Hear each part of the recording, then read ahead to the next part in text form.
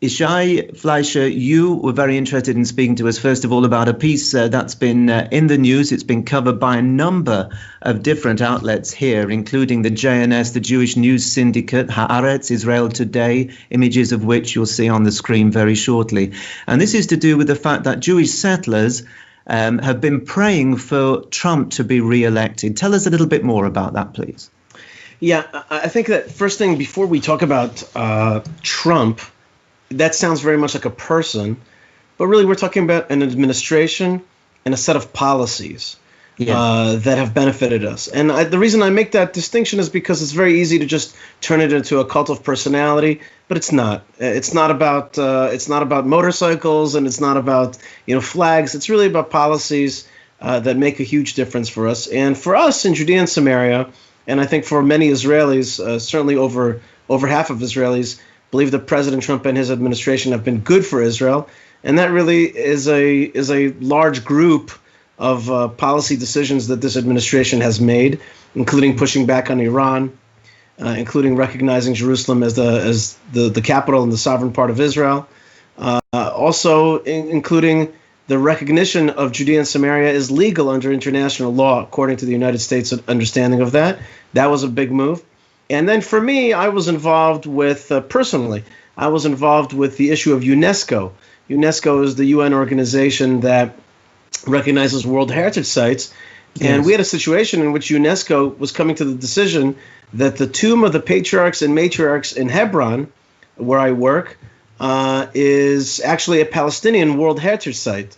Now, that was very bothersome to us, since it was a Jewish king 2,000 years ago who built the monumental building on top of the site, and it's the famed site of the founders, the first family of the Jewish people, the founders of the Israeli biblical family. So to us, that decision was shocking, and we made a fight, and it was the Trump administration which recognized the inherent anti-Semitism of erasing Israeli and Jewish history and pulled out of UNESCO specifically because of their anti-Hebron site. And I had a lot to do with that decision, and so I was amazed really that we were dealing with an administration that saw eye to eye on so many issues that were important to us, important to Israeli defense and important to Jewish rights in the land of Israel. And it was really so refreshing these last 4 years to not have an American administration that was tacitly paying money to terrorists or tacitly supporting Iran, or really protecting us a little bit at the UN, but allowing a lot of anti-Israelism at the United Nations. So we were praying. We did a kind of a unheard of thing. We prayed for the success of one administration at the Tomb of the Patriarchs and Matriarchs, which is a holy shrine. Is there a specific prayer for this happening? Well, let's not get too locked into certain rites and rituals. We used a prayer that is called the Mishaberach prayer, and we added some words to it. But a prayer is a prayer. It doesn't need formality. It doesn't need pomp and circumstance. It needs to call out to the Creator and say, hey, this has been something that we think has been good for the Jews, good for Israel, and also, by the way, let me add, we very much believe that this has been very good for the region. And the Abraham Accords, which have been signed with our regional friends and allies, the UAE, Bahrain, Sudan, and others, we think have a tremendous impact on this region. And we came also to the Tomb of Abraham, which is in Hebron, to celebrate the success of the Abraham Accords and to really look forward to a growing new Middle East that was going to come through the continuation of this process. It's certainly a map that's changing, and we've been touching on this over recent weeks with all the progress that's been made with the UAE and Bahrain and Sudan and hopefully others. Rabbi Farber, I want to come to you as far as your view on the American election and on Donald Trump. Is it essential in your view that he is re-elected as president of the US, or do you believe that whoever is in power, there'll be somebody that we can work with here in Israel?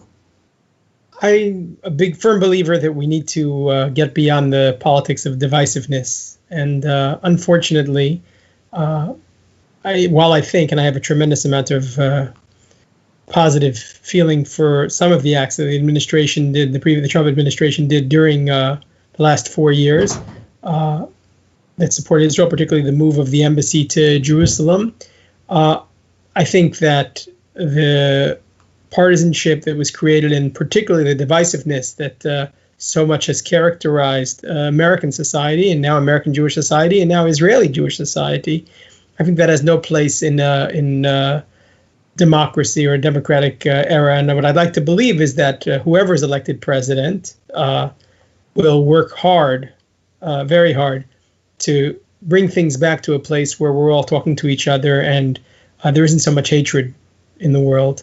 I think part of the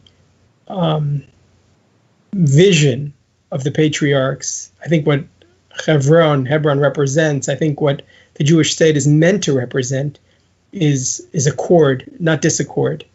And unfortunately, and I don't know whose fault it is, and it's not my position to blame anybody, but I don't think anybody could argue that right now we're seeing in front of us a tremendous amount of fighting and infighting, particularly in American society, but also in Israeli society about these issues.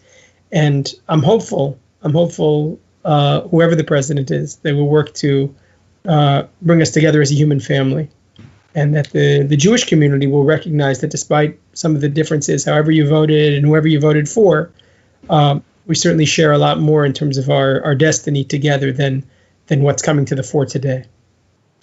Well, if I could just comment on that, Paul, for a second. Of course. I think that Rabbi Farber is saying something that's very true, and I really agree with wholeheartedly that we need to come back to a place of interhuman dialogue, not only just in America but around the world. The divisiveness has become really a scourge, and I think that the enemies of America are gloating today, no matter who wins president, because they have really managed to see America become a divided country, and those people who are into kind of subterfuge and sabotage and want to see a weaker America are indeed happy today.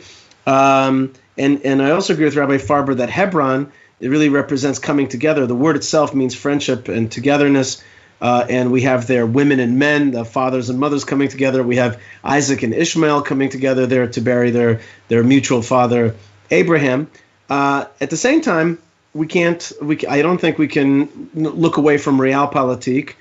And to me, and to people that I work with and represent, a President Biden is in the end part of what was previously known as Obama Biden.